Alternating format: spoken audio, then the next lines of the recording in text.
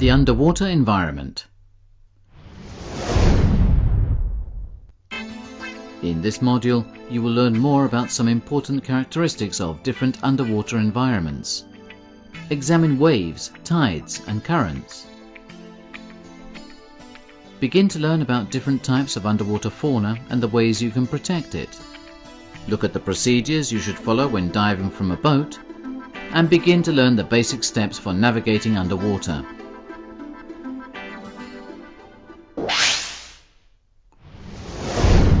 The underwater world. On this course you are learning the things you need to know so that you can explore the fantastic world hidden beneath the surface of the water. Diving can take place in diverse conditions and in various locations, each one different from another. Every dive you make will differ from the previous ones because of the location, the marine life you observe, or the conditions at the time. These varieties of environments have certain common factors that divers must examine before entering the water. One of these factors, which you already know about, is the water temperature.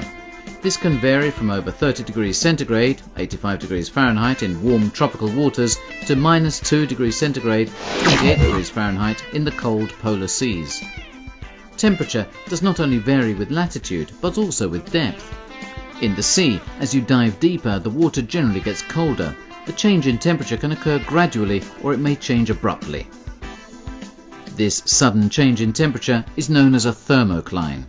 This occurs because the layer of warm water does not mix with the colder one, and a very thin transition layer is created which separates the two.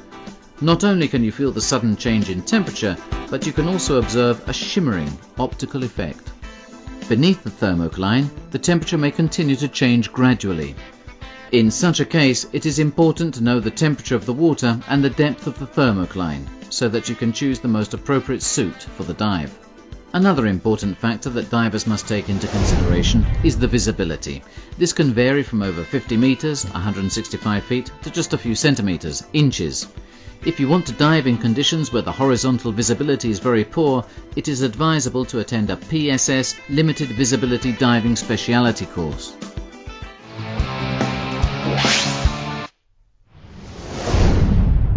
Wave movement. Waves in the sea that break along the shore are familiar sights to all of us. But what are waves? How are they formed? And how do they influence our dives? Contrary to appearances, a wave is not a mass of water that moves on the surface. In reality, a wave is only a transfer of energy. You can see a practical example of this by shaking a length of rope and observing it as it rises and falls. You get the impression that the rope is moving, but in actual fact, each part is only making one vertical oscillation and doesn't actually move horizontally. A similar situation occurs in waves at sea. But how do waves originate? It is the wind blowing on the surface that causes waves to form. The wind excites the water particles on the surface to make a circular movement. If the wind continues blowing, the circular oscillation gradually increases, transmitting the energy to the particles nearby and those below. The longer the stretch of sea over which the wind blows, known as the fetch, the higher the waves become, meaning that there is a greater distance between the crest, the highest part of the wave, and the trough, the lowest part of the wave. As well as the height of the wave, another parameter used to describe waves is the length, meaning the distance from one crest to the next. An important factor for divers is that the influence of the wave decreases with depth until it completely disappears at a depth equal to half the wavelength. Beneath this limit of influence, the sea is calm. The facts that we have just examined are valid for the waves out at sea. But what happens near the shore? The particles near the seabed cannot make their circular movement, and their orbit becomes flattened until the oscillating movement is parallel to the seabed. This movement is known as surge. This action slows down the bottom of the wave, and the crests get closer and higher until they become unstable and break. This creates an area of surf in which the mass of water moves, sometimes violently, towards the coast, before the undertow takes it back out again to the sea. This surf zone is dangerous for divers and should be avoided.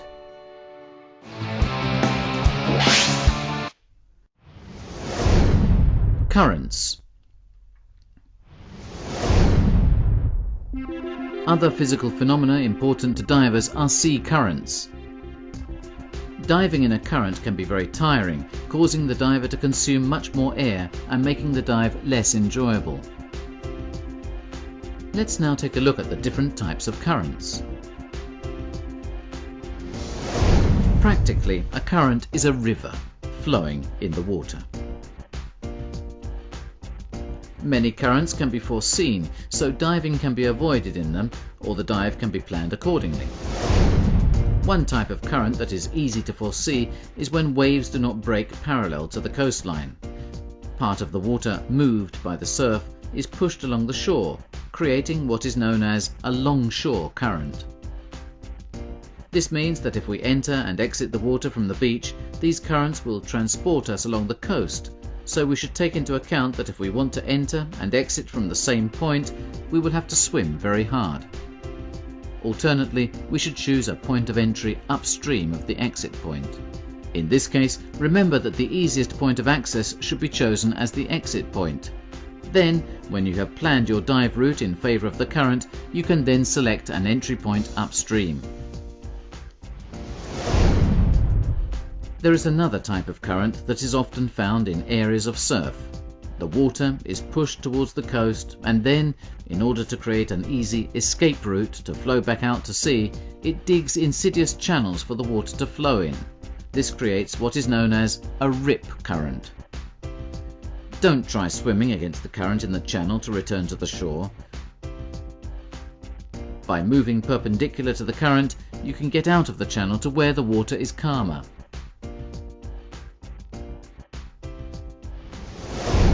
Luckily, the most insidious and dangerous currents for divers are also the least common. These are vertical currents that can drag the diver towards the surface, an upward current, or towards the seabed, a downward current. Generally, vertical currents occur when a current that is parallel to the surface encounters a steep wall that deviates the flow of water upward or downward. Also in this case, the best way to get out of such a current is to move perpendicular to the current and away from the wall. However, the strongest currents that divers are likely to encounter are those caused by the tides.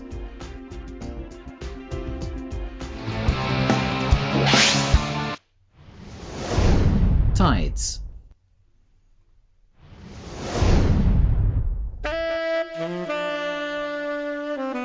Tides are a rising and falling of the level of the sea caused by the rotation of the gravitational system, the Earth, the Moon, and the Sun.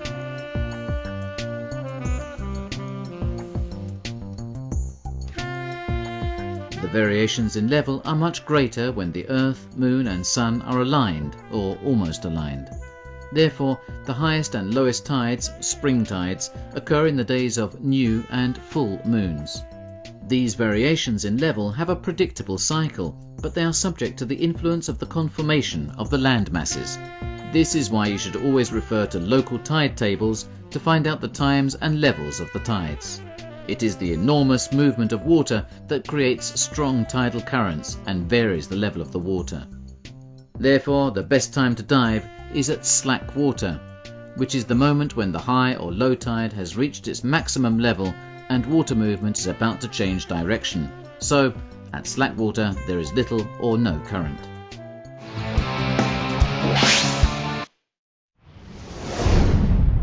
Marine fauna. When you dive, you will encounter thousands of marvellous creatures, each one more beautiful or interesting than the other. Every dive you make will give you memories that you will never forget. You are guests in an environment that is home to giants, such as whales, and microscopic organisms, such as coral polyps. You will discover for yourselves that the creatures that are often depicted as fearsome and aggressive are not really that at all. The retiring and short-sighted moray eel moves its mouth not as a threat or in order to bite you, but only because this is its way of breathing. Barracuda are true predators, but they are predators of sardines or other small fish. You can even admire and observe sharks in their own environment without too great a risk. Obviously, there is a risk that you may be attacked, but this is much more likely to happen when you encounter very small sea creatures such as clownfish. In order to defend their home and young ones, these courageous fish even dare to challenge giants like humans. Most dangers are caused by divers behaving incorrectly. For example, if you think that hanging onto a stingray's tail might be fun, you should also consider that it has a very sharp barb at the tip of its tail. If you brush against or touch fire coral, you will immediately understand how it gets its name.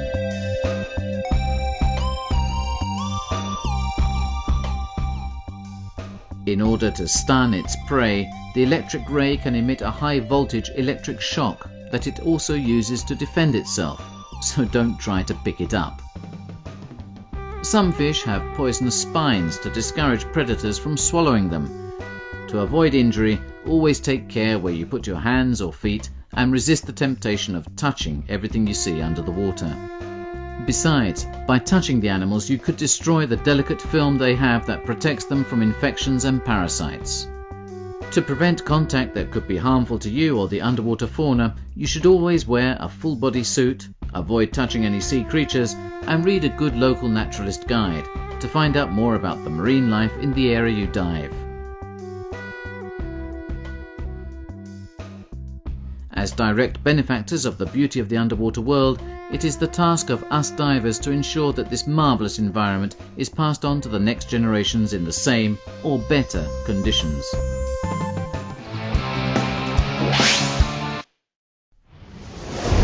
Boat diving.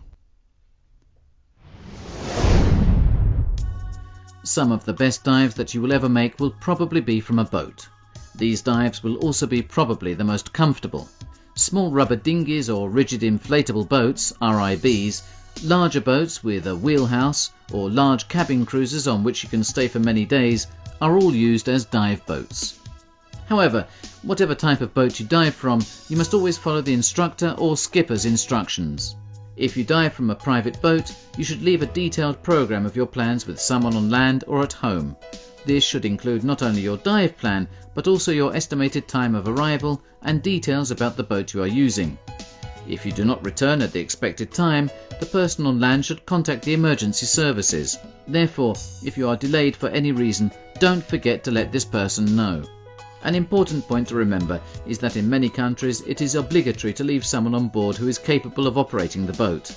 This person should also ensure that the anchorage is secure and be able to retrieve the anchor quickly to pick up any divers who have drifted away with the current.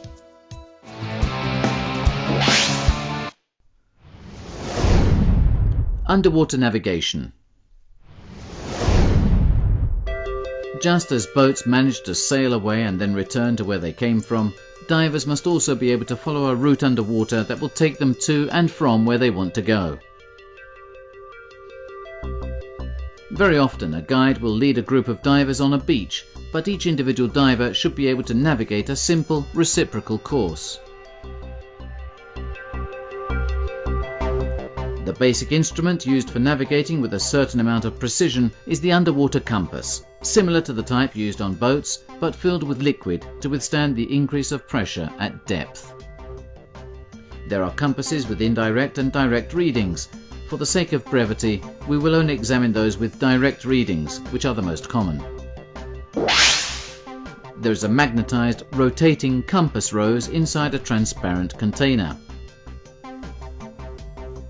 On the outside, there is a rotating bezel with two cursor points. A red line, called the lubber line, indicates the direction in which you wish to go. The compass should be worn on your wrist. By forming a right angle with the arm on which the compass is worn, the lubber line should be aligned with your entire body and, therefore, in the direction in which you want to go. Now you can navigate.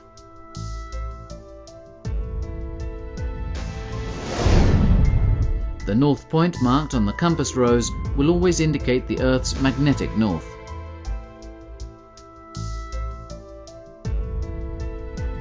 You can now rotate the bezel until the north reference point coincides with that of the compass rose.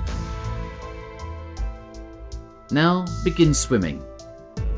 If you see that the north of the compass rose is no longer aligned with that of the bezel, you must swivel around until it is lined up again. In this way, you will travel in a straight line.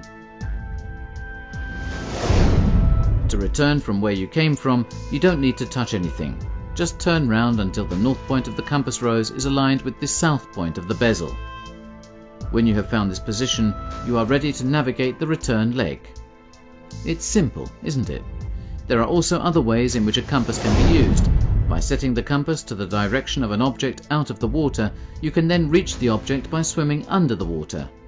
You will practice doing this on this course, but more complex routes are the topic of a specific dive that is part of the PSS Advanced Open Water Diver course.